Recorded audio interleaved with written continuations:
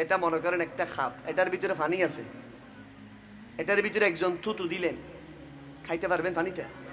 জুড়ে বলেন। খাওয়া যাবে? কি হয়ে যাবে? এটা উচ্ছিষ্ট হয়ে যাবে। এটা খাওয়া যাবে কেন? থুতু ভরেছে। কি ভরেছে? আমার আপনার থুতু ফাঁক না ফাঁক? সবাই বলেন না, না পাক।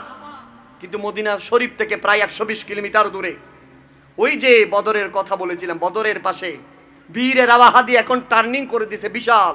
এই টার্নিং দিয়ে ঘুরে দুই পাশে বিশাল বিশাল পাহাড়, মাঝখানে ছোট্ট একটা কূপ আছে। সুবহানাল্লাহ।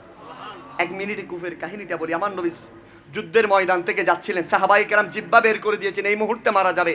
আমার নবী বলতেছেন পানির ব্যবস্থা করো গো নবী, সামডার ব্যাগের ভিতরে যা পানি সব শেষ হয়ে গেছে, উপায় কি? আমার নবী বলতেছেন কোথাও ফাঁকি উড়ে কিনা দেখো। ওগো নবী, যদি ফাঁকি উড়ে দেখি তাহলে ফাঁকি যদি আকাশে উড়ে, নিচে পানি আছে। সাহাবীরা দেখেছিল এক জায়গায় ফাঁকি উড়ে, ইয়া রাসূলুল্লাহ ওই দেখা যায় পাহাড়ের পাদদেশে ফাঁকি। বলে যে দ্রুত যাও, নিচে পানি আছে। পানি পেয়ে সাহাবীদের মন বড় হয়ে গেল।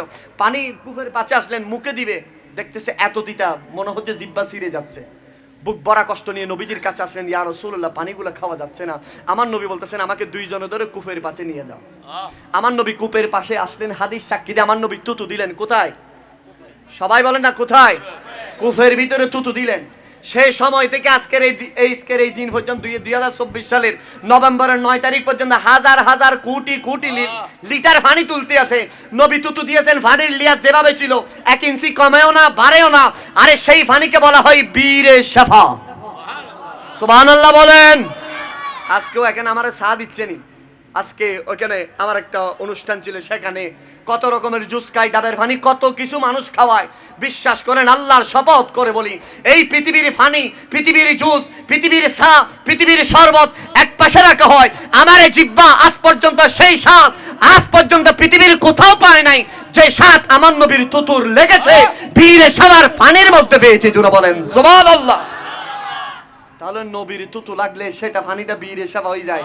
আরে তুমি আইছো আবুল্লাহ মার হাব্বাচ্চের মার ফোয়া খলিমুল্লাহ সলিমুল্লাহ, তুমি আইছো নবী আমার মতো। আরো জোরে বলেন। 2 দিন গোসল না করলে বিয়াদবি মাফ করবেন, স্ত্রী ঘরে ঢুকাইবো? আরো জোরে বলেন, ঢুকাইবো নি? আর আমার নবীর মা আয়েশা সিদ্দিকা হাদিস বর্ণনা করেন, ইয়া রাসূলুল্লাহ আপনি যখন ঘরে আসবেন আজকে মুখ মুছবেন না। আমার নবী এসে আয়েশাকে দেখতেছেন, আয়েশা রে কোথায় আছো? ওগো নবী আসছি। বলে যে তুমি বলেছো আমি বাহির থেকে আসলে মুখ না মোছার জন্য। আয়েশা রাদিয়াল্লাহু তাআলা তাড়াতাড়ি ওই ঘরের কর্নারের মধ্যে গিয়ে ছোট্ট একটা শিশু নিলেন। আমার নবীর ঘাম মোবারক বলেন, আয়েশা রে কি করবা? ওগো নবী, আমার বান্ধবীর আমার কাছে এসে বলে, আয়েশা রে যে সুগন্ধি তুমি ইউজ করো এটা মক্কা মদিনার কোথায় পাওয়া যায়? আয়েশা বললেন, এই সুগন্ধি মক্কায় পাওয়া যায় না, মদিনায় পাওয়া যায় না, বাহরাইনে নজরানে পাওয়া যায় না। শুনে রাখো, পৃথিবীর কোন দোকানদারে সুগন্ধি বিক্রি করে না। আয়েশা রাদিয়াল্লাহু তাআলার বান্ধবীরা বলতেছেন কোথায় পাবে সুগন্ধি? আয়েশা রাদিয়াল্লাহু তাআলা বলছে এটা আমার নবীর গাম মোবারক।